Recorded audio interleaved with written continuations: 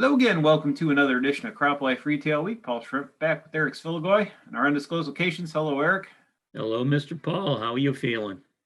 Pretty good. I mean, the sun's out right now. It's nice. And we're in the middle of the week here, and for recording this, and I know by the time this comes out, I think most of the country will be in a deep freeze. It sounds like, but including ourselves. We're one day kind of runs into the next year when you're sitting at home anyway, right? That is true. Although I do have to rib you just a little bit, because I know last week we made our predictions for the Super Bowl, and lo and behold, we know which of us was right and which of us was wrong. Not that I'm a big Tom Brady fan, but I just figured, you know what? Tom Brady in the Super Bowl is hard to bet against, just because how well he's done historically. So, and it seems like it happened again. So. Yeah, there were awful lot of penalties on Kansas City on the defensive side, but I think it's a combination of, after watching the Browns play Kansas City, I think they maybe got away with a lot of that stuff when they were playing other teams, but once they got on a Tom Brady team, all of a sudden those things were a lot more egregious. Yes, yeah, I think there's some truth to that. Tom Brady is one of those guys who will get the calls where other teams and players will not. So. Indeed. So but anyhow, congratulations to Tampa Bay and the Buccaneers on winning the Super Bowl.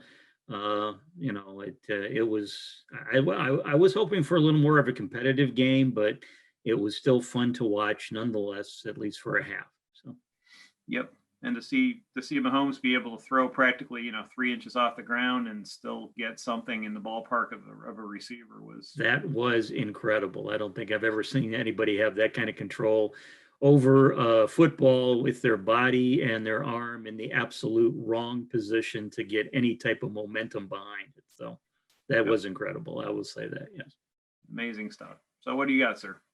What do we got? Well, actually, we did have some news that kind of broke just before or actually just after we recorded our video last week. I know we've been following the whole Bayer and Glyphosate Settlement issue pretty closely the last year or so.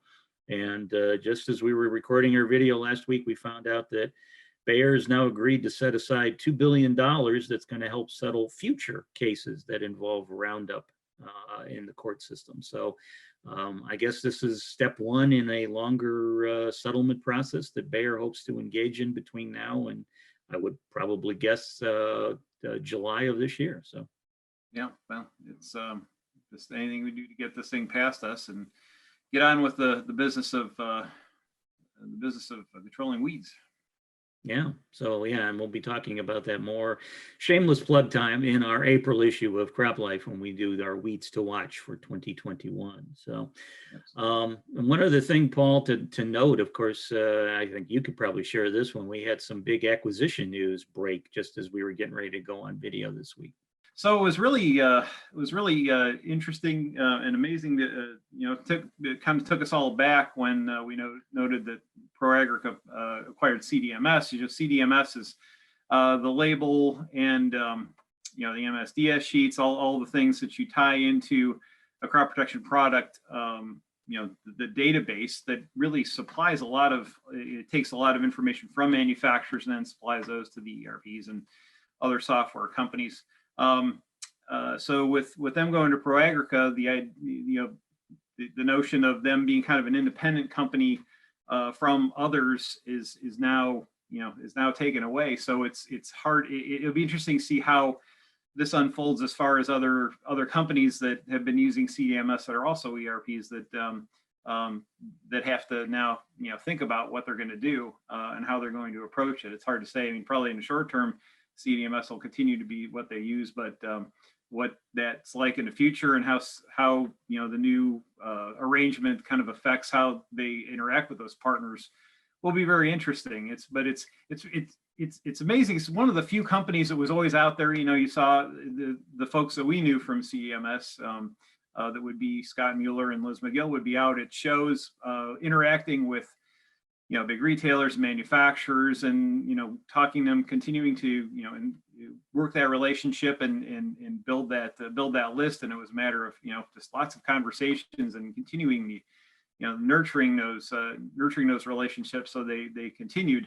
And it's going to be weird to have that change. I would assume it changed. Maybe it won't, but it's just it's a whole different approach for that group, and so we'll see. I shouldn't be probably shouldn't be speculating on anything, and I'm really not. I'm just just all the things that come to mind with that kind of a changeover. It'll be very interesting to see what happens over the next couple weeks, couple months. Yeah, I suppose we'll find out more about that, assuming we have a couple of in-person events this summer. So that's it on that. And I guess you got one more item on farm income. Yeah, Paul, again, actually, we were having an in-house meeting earlier this morning, and someone came, the topic came up regarding net farm income for 2021, and a report saying that it was going to be lower than it was in 2020. So I actually dug into some of the numbers, and according to USDA projections right now, looking like net farm income for this year will be about $111 billion. Which will be down slightly from 2020, about $8-9 billion or so. But the key here is, of course, is a lot of the net farm income in 2020 came from COVID relief funds coming from the federal government. And the speculation is right now with 2021, commodity prices have been higher, corn's doing better, soybeans doing well as well. That a lot of the net farm income we see in 2021 will actually come from sales, lo and behold, rather than federal aid. So, it's projected to be down, but not down significantly. So I don't know. I'm of the mindset that if our business can make its own money and its own profit, that's probably better than receiving aid from the federal government. So. Yeah, it's more rewarding. It's a much better story of public eye. I think, making money with stuff we sell is great. Yes. So, and that's all we got this week, I guess. So. Terrific. Well, to all you guys out there, remember, don't get in trouble. Sunday is Valentine's Day. So you got a little more time to go out and do what you need to do. Anyway.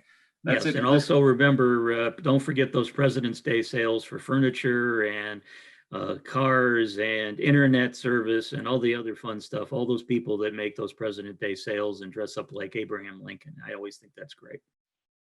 Yeah, I could use a sofa back here, probably. There you go. Just lounge back with lounging from your couch while we're doing Retail Week. Paul, I don't think I'm ready for that, especially if you have a big heart-shaped candy box thrown out in front of your body there as you're laying on the couch. That's an image I just put in my own mind, and now I want to bleach my eyeballs. I'm sorry. Wow, you went completely creepy, and I didn't expect that. Now I'm disgusted. I was thinking like a smoking jacket and a pipe, and you're going somewhere I am not. All right, yeah. Anyway, yeah, okay. That's a good time to end this. Amen. Retail Week. Thanks for joining us, and we'll see you next week. If you have questions or comments about today's episode of Retail Week, contact us by email or Twitter, or type your message in the comment section below. Your feedback is important to us. We'll try our best to address your thoughts in next week's episode. And be sure to subscribe to our YouTube channel.